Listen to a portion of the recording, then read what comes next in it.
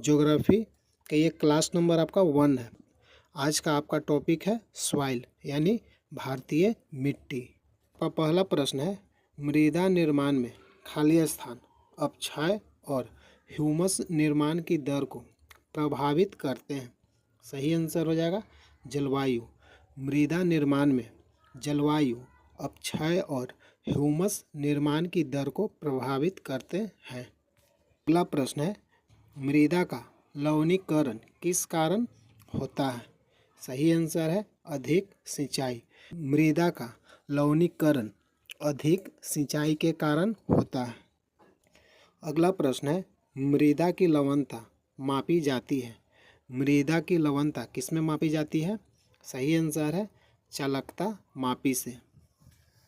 अगला प्रश्न है, निम्नलिखित राज्यों में से किसमें भारत की सबसे बड़ी अंतर्देशीय लवणीय आर्द्र भूमि है? सही आंसर है राजस्थान। अगला प्रश्न है, मिट्टी में लवणता यानी खारापन और क्षारीयता की समस्या का समाधान है। खेतों में जिप्सम का उपयोग करना। अगला प्रश्न है, तेजाबी मिट्टी को कृषि योग्य बनाने हेतु निम्नलिखित में से किसका उपयोग किया जा सकता है?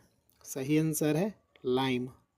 अगला प्रश्न है, एल्यूमिनियम तथा आयरन ऑक्साइड के अत्यधिक मात्रा वाली मृदा को भी कहते हैं। सही आंसर है पेडल्फर मृदा। एल्यूमिनियम तथा आयरन ऑक्साइड के अत्यधिक मात्रा वाली मृदा को पेडल्फर मृदा भी कहते हैं। अगला प्रश्न है, प्रचुर कैल्शियम वाली मृदा को क्या कहा जाता है? प्रचुर कैल्शियम वाली मृदा को क्या कहा जाता है? सही आंसर है पेडोकल। अगला प्रश्न है, भारतीय मृदाओं में जिस सूक्ष्म तत्व की सर्वाधिक कमी है वह है? सही आंसर है जस्ता। भारतीय मृदाओं में जिस सूक्ष्म तत्व की सर्वाधिक कमी है वह है जस्ता। अगला प्रश्न है, मृदा जल के माध्यम से शीर्ष मृदा से अवमृदा में खनिजों के स्थानांतरण की क्रिया को क्या कहते हैं? सही आंसर है प्रक्षालन। मृदा जल के माध्यम से शीर्ष मृदा से अवमृदा में खनिजों के स्थानांतरण की क्रिया को क्या कहते हैं? प्रक्षालन। अगला प्रश्न है, भारत में बंजर भूमि का सबसे बड़ा हिस्सा किस राज्य का है? सही आंसर है राजस्थान। अगला प्रश्न है, भारत के उत्तरी मैदानों की मृदा सामान्यतः कैसी बनी है? सही आंसर है तलोचन द्वारा। अगला प्रश्न है, निम्नलिखित में से कौन सा मृदा से संबंधित है? सही आंसर है ईडेफिक। अगला प्रश्न है, एंटीसोल क्या है? सही आंसर है जलोढ़ मिट्टी। अगला प्रश्न है, भारत भूमि पर सबसे अधिक व्यापक रूप से कौन सी मिट्टी फैली हुई है? सही आंसर है कछारी मिट्टी, जिसे जलोढ़ मिट्टी भी कहते हैं। अगला प्रश्न है, भारत में सबसे अधिक उपजाऊ मृदा कौन सी है? सही आंसर है जलोढ़ मिट्टी। अगला प्रश्न है, कौन सी मिट्टियों में सैकड़ों वर्षों से कृषि कार्य बिना अधिक खाद दिए हुए चलता रहा है? सही आंसर है काली और कछारी यानी जलोढ़ मिट्टियाँ। कौन सी मिट्टियाँ में सैकड़ों वर्षों से कृषि कार्य बिना अधिक खाद दिए हुए चलता रहा है? काली मिट्टी और कछारी, जिसे जलोढ़ मिट्टी कहते हैं। अगला प्रश्न है, निम्नलिखित में से वह फसल कौन सी है जो जलोढ़ मिट्टी में उगती है और जिसके लिए प्रचुर मात्रा में पानी की आवश्यकता होती है? सही आंसर है चावल। अगला प्रश्न है, धान की खेती के लिए सर्वाधिक आदर्श मृदा कौन सी है? सही आंसर है जलोढ़ मृदा। अगला प्रश्न है, गंगा की जलोढ़ मृदा की गहराई भूमि सतह के नीचे लगभग कितने मीटर तक होती है? सही आंसर है 6000 मीटर तक होती है। गंगा की जलोढ़ मृदा की गहराई भूमि सतह के नीचे लगभग 6000 मीटर तक होती है। अगला प्रश्न है, गंगा के मैदानों की पुरानी कछारी यानी जलोढ़ मिट्टी कहलाती है? सही आंसर है बांगर। अगला प्रश्न है, गंगा घाटी में बांगड़ मिट्टी पाई जाती है? सही आंसर है बाढ़ की वर्तमान सीमाओं से ऊपर। अगला प्रश्न है, भारत का उत्तरी मैदान खाली स्थान से बना है? सही आंसर है जलोढ़ मृदा। भारत का उत्तरी मैदान जलोढ़ मृदा से बना है। अगला प्रश्न है, हिमालय की तलहटी में जलोढ़ पंखों को क्या कहा जाता है? सही आंसर है भाबर। अगला प्रश्न है, किसी शुष्क प्रदेश में बृहत सारे जलोढ़ शंकुओं के सम्मिलित होने से बना निरक्षेपण लवण कहलाता है? सही आंसर है बॉलसोन। अगला प्रश्न है, भारत की निम्नलिखित मृदाओं में से कौन सी बेसाल्ट लावा के अपक्षय के कारण निर्मित हुई है? सही आंसर है रेगुर मृदा। भारत की निम्नलिखित मृदाओं में से कौन सी बेसाल्ट लावा के अपक्षय के कारण निर्मित हुआ? रेंगुर मिट्टी। अगला प्रश्न है, काली मिट्टी और किस नाम से जानी जाती है? सही आंसर है रेंगुर मिट्टी। काली मिट्टी का और दूसरा नाम क्या है? रेंगुर मिट्टी। अगला प्रश्न है, देश की निम्नलिखित मिट्टियों में से किसे स्वतः कृष्य मिट्टी कहा जाता है? सही आंसर है काली मिट्टी को। अगला प्रश्न है, रेगुर मिट्टी सबसे ज़्यादा किस राज्य में है? सही आंसर है महाराष्ट्र राज्य में। रेगुर मिट्टी सबसे ज़्यादा किस राज्य में है? महाराष्ट्र में। अगला प्रश्न है, रेगुर मृदा यानी काली मिट्टी किसकी कृषि के लिए सर्वाधिक उपयुक्त होती है? सही आंसर है कपास के लिए। कपास के लिए कौन सी मिट्टी सर्वाधिक उपयुक्त होती है? काली यानी रेगुर मृदा। अगला प्रश्न है, किस मृदा को कम सिंचाई की आवश्यकता होती है क्योंकि वह मृदा नमी को रोक रखती है? सही आंसर है काली मिट्टी। अगला प्रश्न है, किस प्रकार की मृदा में कार्बनिक पदार्थों की अधिकता होती है? सही आंसर है काली मिट्टी। अगला प्रश्न है, महाराष्ट्र में सर्वाधिक मात्रा में पाई जाने वाली उपलब्ध मृदा का प्रकार है? सही आंसर है काली मिट्टी। अगला प्रश्न है, निम्नलिखित में से कौन सी मृदा कपास की खेती के लिए अधिक उपयुक्त है? सही आंसर है काली यानी रेगुर मिट्टी। अगला प्रश्न है, भारत में काली मिट्टियों के बारे में निम्नलिखित में से कौन सा कथन सही नहीं है? सही आंसर है जैविक पदार्थ में संपन्न परंतु लोहे में विपणन। ये आपका गलत है। अगला प्रश्न है, लेटेराइट मिट्टियों के बनने में निम्नलिखित प्रकार के प्रदेशों में से कौन सा सहायक है? सही आंसर है उच्च वर्षा और उच्च तापमान प्रदेश। अगला प्रश्न है, लेटेराइट उत्पादित होती है? सही आंसर है निक्षालन तथा ऑक्सीकरण द्वारा। अगला प्रश्न है, लेटेराइट मिट्टी महत्वपूर्ण रूप से पाई जाती है? सही आंसर है मालाबार तटीय क्षेत्र में। अगला प्रश्न है, ऊंचे क्षेत्रों में लेटेराइट मृदा की रचना होती है? सही आंसर है अम्लीय। अगला प्रश्न है, खाली स्थान मिट्टी की ऊपरी परत में स्थित रसायनों का पानी में घुले होने के कारण मिट्टी की निचली परतों में या भूजल में होने वाला संचालन है? लीचिंग। उसे क्या कहते हैं? लीचिंग। लीचिंग मिट्टी की ऊपरी परत में स्थित रसायनों का पानी में घुले होने के कारण मिट्टी की निचली परतों में या भूजल में होने वाला संचालन है। अगला प्रश्न है, भारत के पूर्वी और पश्चिमी तटों में पाई जाने वाली मिट्टी को क्या कहते हैं? लेटेराइट मिट्टी।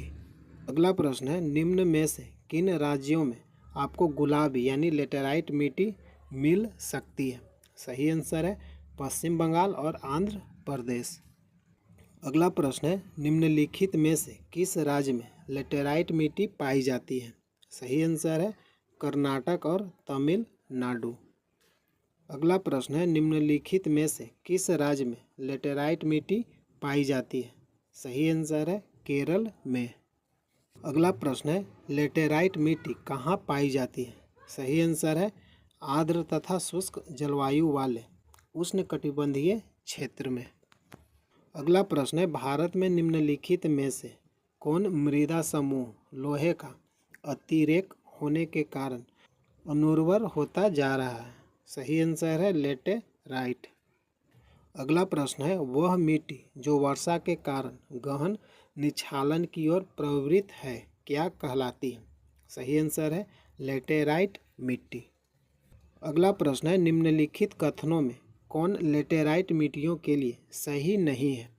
सही आंसर है उनमें चूना प्रचुर मात्रा में पाया जाता है।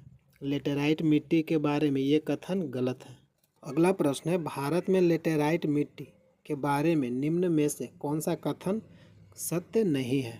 सही आंसर है ये लोहांश में विपणन परंतु नाइट्रोजन में संपन्न है। अगला प्रश्न है, किस मिट्टी में केशिका सबसे अधिक प्रभावशाली होती है? सही आंसर है चिकनी मिट्टी। अगला प्रश्न है, पौधों को सबसे अधिक पानी किस मिट्टी में मिलता है? सही आंसर है चिकनी मिट्टी। अगला प्रश्न है, दुमटी यानी लोम मिट्टी में मिट्टी का कौन सा कण मिलता है? सही आंसर है सभी प्रकार के कण। अगला प्रश्न है, लाल मृदा में लाल रंग किसके अलेपन के कारण आता जाता है? सही आंसर है लोहा के कारण। अगला प्रश्न है, भारत के कुछ भागों में यात्रा करते हुए आप देखेंगे कि कहीं कहीं लाल मिट्टी पाई जाती है। मिट्टी के इस रंग का प्रमुख कारण क्या है? सही आंसर है फेरिक ऑक्साइड की विद्यमानता के कारण। अगला प्रश्न है, दंडकारण्य क्षेत्र में मुख्यतः पाई जाती है। सही आंसर है लाल मिट्टियाँ और पीली मिट्टियाँ।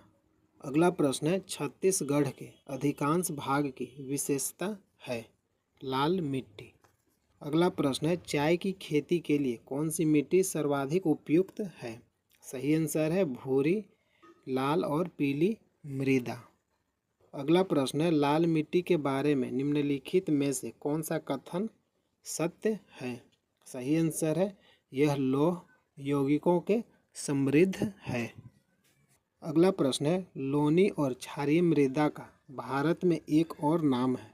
सही आंसर है कल्लर। अगला प्रश्न है, उच्च अक्षांश के चीड़ के वन की राख जैसी धूसर मृदा इस नाम से भी जाने जाते हैं। सही आंसर है पॉड सॉल्स।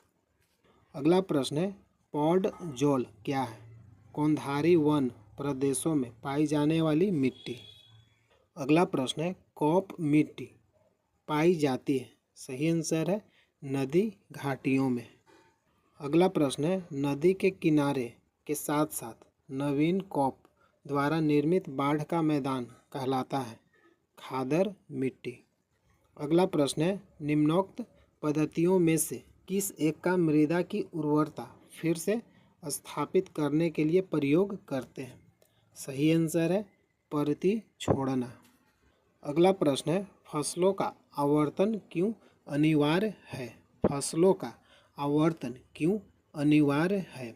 सही आंसर है मृदा की उर्वरता को बढ़ाने के लिए। अगला प्रश्न है, निम्नलिखित में से कौन सी विधि मृदा की उर्वरता और नमी के संरक्षण में मदद नहीं करती है? स्थानांतरित कृषि। अगला प्रश्न है, मृदा अपरदन रोका जा सकता है। सही आंसर है वन रोपण द्वारा। अगला प्रश्न है, पर्वतीय स्लोप हिल स्लोप्स पर मृदा अपरदन को किस प्रकार नियंत्रित किया जा सकता है? सही आंसर है समोच्च रेखीय जुताई। अगला प्रश्न है, मृदा अपरदन क्षेत्र के उपचार हैं। सही आंसर है ऑप्शन ए और बी। समोच्च क्षेत्र की किनाराबंदी, भू उपयोग का विनियमन। अगला प्रश्न है, निम्नलिखित में से कौन सा एक मृदा अपरदन का कारण नहीं है? सही आंसर है अपक्षय। अगला प्रश्न है, मृदा के कटाव को रोकने के लिए बड़े पैमाने पर वृक्ष लगाने को क्या कहते हैं? सही आंसर है आश्रय पट्टी। अगला प्रश्न है, किसी मरु क्षेत्र में मृदा अपरदन को रोका जा सकता है? सही आंसर है पेड़ लगाकर या वनरोपण द्वारा। अगला प्रश्न है, हिमनद के द्वारा लाए गए पदार्थ जैसे छोटे बड़े सैल, रेत और तलछट मिट्टी निक्षेपित होते हैं, जिन्हें हिमनद खाली स्थान कहा जाता है। सही आंसर है हिमोड। अगला प्रश्न है, हिमोड एक प्रकार का मृदा अपवर्तन है जो निम्नलिखित में से किसके कारण होती है। सही आंसर है हिमनद के कारण। अगला प्रश्न है, निम्नलिखित में भारत का कौन सा क्षेत्र मृदा अपवर्तन इरोजन से अत्यधिक प्रभावित है। सही आंसर है चंबल घाटी। भारत का कौन सा क्षेत्र मृदा अपवर्तन से अत्यधिक प्रभावित है। चंबल घाटी। अगला प्रश्न है, चंबल घाटी के खोह खड़ों के निर्माण का कारण निम्नलिखित में से किस प्रारूप का अपवर्तन है। सही आंसर है अवनालिका। अगला प्रश्न है, भारत में निम्न में से किस क्षेत्र में मृदा अपवर्तन की समस्या गंभीर है। सही आंसर है शिवालिक पहाड़ियाँ के पाद क्षेत्र। अगला प्रश्न है, भारत में मृदा अपक्षय की समस्या संबंधित है। सही आंसर है वनोन्मूलन से, अतिशय वर्षा से। भारत में मृदा अपक्षय की समस्या किससे संबंधित है। वनोन्मूलन से, अतिशय वर्षा से। अगला प्रश्न है, निम्नलिखित में से क्या मृदा संरक्षण की जैव पद्धति है। सही आंसर है समोच्च कृषि। निम्नलिखित में से क्या मृदा संरक्षण की जैव पद्धति है। समोच्च कृषि। अगला प्रश्न है, मृदा संरक्षण की उस विधि को क्या कहते हैं जिसमें समोच्च रेखाओं पर रोधिकाएं बनाने के लिए पत्थरों घास मृदा का उपयोग किया जाता है और रोधिकाओं के सामने जल एकत्र करने के लिए खाइयां बनाई जाती है। सही आंसर है समोच्च रेखीय रोधिकाएं। अगला प्रश्न है, मृदा संरक्षण की उस विधि को क्या कहते हैं जिसमें तटीय प्रदेशों और शुष्क प्रदेशों में पवन गति को रोकने के लिए वृक्ष कतारों में लगाए जाते हैं ताकि मृदा आवरण को बचाया जा सके। सही आंसर है रक्षक मेखलाएं। अगला प्रश्न है, खाली स्थान मृदा के ह्यूमस निर्माण की दर को प्रभावित करते हैं। सही आंसर है जलवायु। जलवायु मृदा के ह्यूमस निर्माण की दर को प्रभावित करते हैं। अगला प्रश्न है, भारत के कच्छ का रण किस लिए प्रसिद्ध है। सही आंसर है ज्वारीय मिट्टी के मैदान। अगला प्रश्न है, खाली स्थान को सामान्य रूप से सैल, मलबा या ढाल से गिरने वाली मिट्टी के बृहत संचलन के रूप में परिभाषित किया जाता है। सही आंसर है भूस्खलन। भूस्खलन को सामान्य रूप से सैल, मलबा या ढाल से गिरने वाली मिट्टी के बृहत संचलन के रूप में परिभाषित किया जाता है। अगला प्रश्न है, भूमि कारक को अन्य रूप में जाना जाता है। सही आंसर है मृदीय कारक। अगला प्रश्न है, समुद्र में बहिर्वृष्ट भूमि कहलाती है प्रायद्वीप। अगला प्रश्न है, दो नदियों के बीच उपजाऊ भूमि को क्या कहते हैं। सही आंसर है दोआब। दो नदियों के बीच उपजाऊ भूमि को क्या कहते हैं दोआब। अगला प्रश्न है, ह्यूमस उदाहरण है। सही आंसर है जैविक कोलाइड का। ह्यूमस किसका उदाहरण है जैविक कोलाइड का। अगला प्रश्न है, निम्नलिखित में से कौन सा एक भारत में भूवैज्ञानिक समूहों के बनने का उनकी आयु के आधार पर सही अनुक्रम है। सही आंसर है अरावली, धारवाड़, कड़पा, विंध्य। अगला प्रश्न है, भारत में सर्वाधिक क्षारीय क्षेत्र पाया जाता है। सही आंसर है उत्तर प्रदेश राज्य में। अगला प्रश्न है, लावा मिट्टी पाई जाती है। सही आंसर है मालवा पठार में। लावा मिट्टी किस पठार में पाई जाती है मालवा पठार। अगला प्रश्न है, पश्चिमी राजस्थान की मिट्टी में किसकी मात्रा अधिक है। पश्चिमी राजस्थान की मिट्टी में किसकी मात्रा अधिक है। सही आंसर है कैल्शियम का। हेलो फ्रेंड, इस वीडियो में ज्योग्राफी का चैप्टर सॉइल यानी मिट्टी से संबंधित टोटल आपका प्रीवियस ईयर 100 प्रश्न मैंने कवर किया। अगर वीडियो अच्छा लगा लाइक कीजिए। प्रतिदिन वीडियो देखने के लिए चैनल को सब्सक्राइब कीजिए। जय हिंद, जय भारत।